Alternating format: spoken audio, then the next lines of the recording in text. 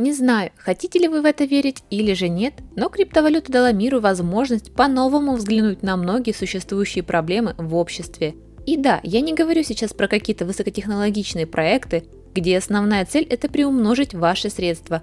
Вовсе нет.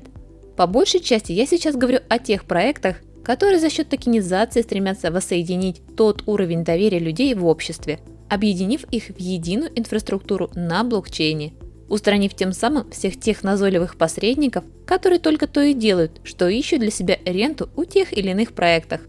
Уверена, многие из вас уже успели обратить свое внимание на название данного ролика и догадались, что речь сейчас пойдет о новом благотворительном проекте, направленном на поддержку людей с диагнозом расстройства аутистического спектра, или же, как его еще называют сокращенно, РАС. На самом деле данный термин используется для описания широкого спектра нарушений развития нервной системы, влияющих на нервную систему его хозяина. Зачастую эти расстройства включают в себя проблемы с общением и социальным взаимодействием, поскольку в них отсутствуют определенные нейронные структуры, которые отвечают за более высокие когнитивные социальные функции, такие как решение проблем, обучение и мышление. Более того, РАС может повлиять на любого человека в любой части мира, независимо от того, какого он будет возраста, пола, расы, национальности или же экономического положения. По оценкам исследователей, только в Соединенных Штатах у одного из каждых 54 детей было выявлено расстройство аутистического спектра. Причем среди мальчиков РАС встречается более чем в 4 раза чаще, чем среди девочек, что, как по мне, весьма печально, так как количество людей с каждым годом становится во всем мире все больше и больше. И что самое печальное из всего этого, так это то, что в связи с ростом стоимости самой жизни РАС ложится тяжелым финансовым бременем на семьи с аутичными детьми, а также на их сообщества, которые, к сожалению, не всегда способны покрыть все сопутствующие с этим расходы. Именно по этой причине команда, стоящая за проектом АДС, то есть разработчики, дизайнеры, родители и другие профессионалы, стремятся мотивировать людей из любой части мира помогать улучшить жизнь людей с расстройством аутистического спектра с помощью АДС-токенов, что, как по мне, очень светлая и добрая миссия. Что же касается самого АДС-токена и его токеномики, то его экономическая модель была специально разработана таким образом, чтобы на основе комиссионных распределений пользователи токена могли получать для себя максимальную пользу.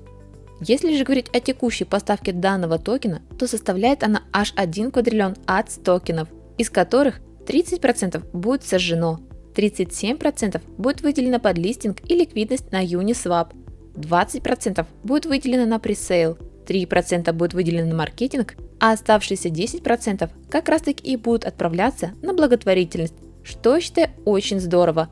При этом, как я уже говорила, всех держателей АДС токена ждет награда, который будет формироваться из взимаемой комиссии, которая будет при каждой транзакции взимать аж 3% от суммы и распределять их между всеми их кошельками. Кстати, гордо отмечу, что АДС уже залистен на многие популярные криптовалютные платформы, среди которых, как вы видите, есть и CoinGecko, и Dext. А также, напомню, токен легко можно купить и на бирже Uniswap, так что имейте это в виду.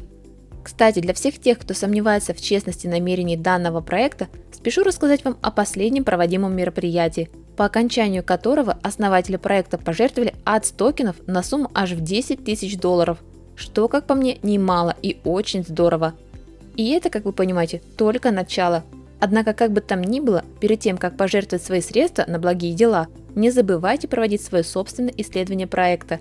Сделать это вы, как всегда, сможете посредством доступных официальных социальных ресурсов, ссылки на которые я обязательно оставлю в описании под этим видео. Ведь напоминаю вам, что мои обзоры носят исключительно информационный характер, не являются пособием по заработку и ни к чему вас не призывают. Разве что только призывают вас поставить на видео свой лайк и просят оставить после просмотра свой самый искренний комментарий. А как вы считаете, способен ли данный проект помочь решить существующие проблемы людей с РАС или же нет? И правильно ли вообще основатели данного проекта выбрали стратегию для своего развития, то есть использовать токен в качестве основного элемента благотворительности?